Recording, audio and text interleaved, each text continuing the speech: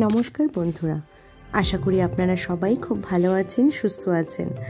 আজকে একটা নতুন এবং অন্য রকমের ব্লগ নিয়ে আপনাদের কাছে চলে এসেছে।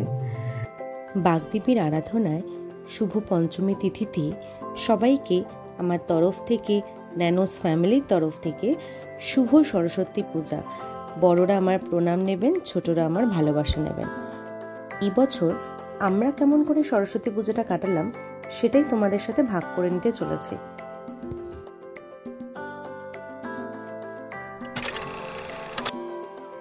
এই বছরের সরস্বতী পুজোটা আমার কাছে এক অন্য রকম আবেগের কাজ করছে, কারণ এই বছর আমার ছেলের হাতে খড়ি। ছেলে যখন খুব ছোট্ট তখনই ভেবেছিলাম ছেলের যখনই হাতে খড়ি হবে একটু ঠাকুরের জন্য ভোগ রান্না করব।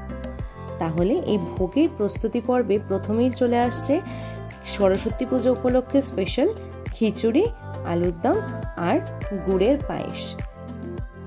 একদিকে আলুগুলোকে পরিষ্কার করে ধুয়ে ভাজতে বসিয়ে দিয়েছি, অন্যদিকে খিচুড়ির জন্য ডালটাও ভেজে নিলাম। আর অন্য গ্যাসে চলছে আলুর দমের মশলা কষানো। আলুর দমের আলুগুলো কিন্তু ভাজা হয়ে গেছে। মশলাটা কষিয়ে গেলে ভালো করে নাড়িয়ে চাড়িয়ে নামিয়ে নিলেই কিন্তু আলুর দম কিন্তু আমাদের রেডি হয়ে যাবে। একটু চেষ্টা করছি তাড়াতাড়ি করার জন্য, কারণ সরস্বতী পুজো মানে আমাদের কাছে চিন্তার বিষয়, ঠাকুরমশাই কিন্তু খুঁজে পাওয়া যাবে না। ঠাকুরমশাইয়ের সময় দেরি হলে গেলেই ঠাকুরমশাই যাবে পালিয়ে। ডালটা ভালো করে ভেজে নেওয়ার পরে একটু জল দিয়ে সেদ্ধয়ে বসিয়ে দিলাম। এই দিকে দেখো ওরা দুজন করছে নৈবেদ্যের প্রস্তুতি। আমি ধুচ্ছি আর বাবা কুল ছাড়াচ্ছে। কুল না, শাফল।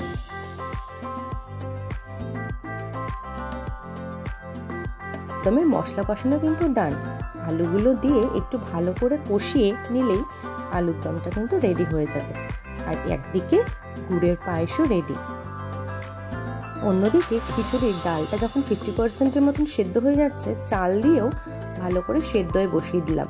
আর তার মধ্যেই দিয়ে দিলাম মটরশুঁটি আর ফুলকপিগুলোকে।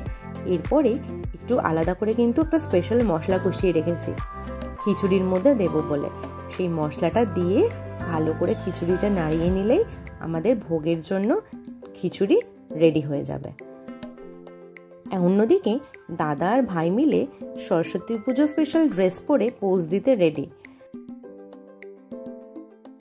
অন্যদিকে চলছে ঠাকুর ঘরে পুজোর প্রস্তুতি।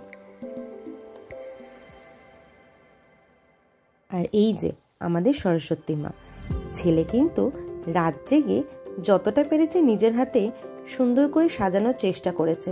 কেমন সাজিয়েছে এটা আপনারা অবশ্যই একটু কমেন্টে বলবেন।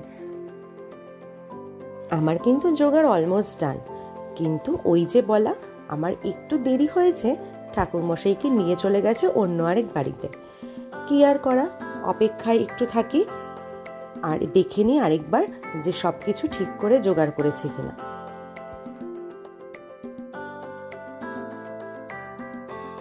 ঠাকুরমশাই কিন্তু এবার এসে উপস্থিত, পুজো শুরু করার পালা। ওম শঙ্খ চক্রং ধরং বিষ্ণুং ত্রিভুজং পিতবাসং প্রারম্ভ্য কর্মণং বিপ্রং পুণ্ডরীকং স্বরিধ্বনি ওম মাধব মাধব বাজি তোজো তোজো।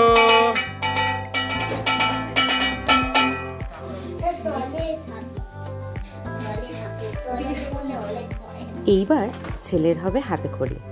ও কিন্তু বুঝতে পারছে না হাতে খড়ি জিনিসটা কি, কিন্তু যেটাই করছে আনন্দের সাথে মজা করে করছে। বলো, আমাদের ছোটবেলায় হাতে খড়ির কথা কিন্তু মনে নেই, কিন্তু মা এখনো বলে হাতে খড়ির সময় নাকি আমরা কেঁদে ভাসিয়েছি। তখন তো ছোট, বুঝতাম না, এখন বুঝি এর মাহাত্ম্য।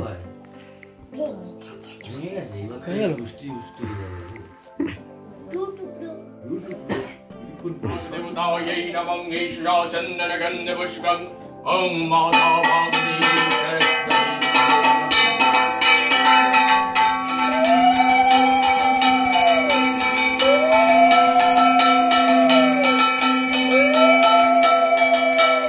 একদিকে ঠাকুরের আরতি চলছে আর অন্যদিকে দেখুন দুষ্টুটার নাকি হাতে খড়ি হয়েছে। পুরো চকগুলোকে গুঁড়ো গুঁড়ো করে পাউডার বানিয়ে ফেলেছে। কি যে আনন্দ পাচ্ছে তার কোনো দিশা নেই। সবাইকে ভালো রেখো মা, আর একটাই প্রার্থনা, দুষ্টটাকে একটু শান্ত করে দিও। এই প্রার্থনা নিয়েই আরও একটা বছরের অপেক্ষা।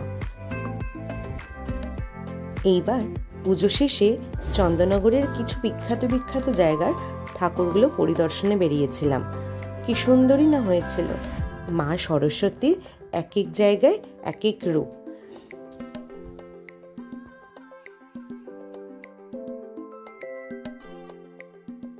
পুরো ভিডিওটা দেখার অনুরোধ রইল। আশা করি আপনাদের ভিডিওটা ভালো লেগেছে। ভিডিওটি ভালো লাগলে পাশে থেকে সাবস্ক্রাইব করে আমাদের উৎসাহ দেবেন। আর আপনাদেরও সরস্বতী পুজো খুব ভালো কাটুক।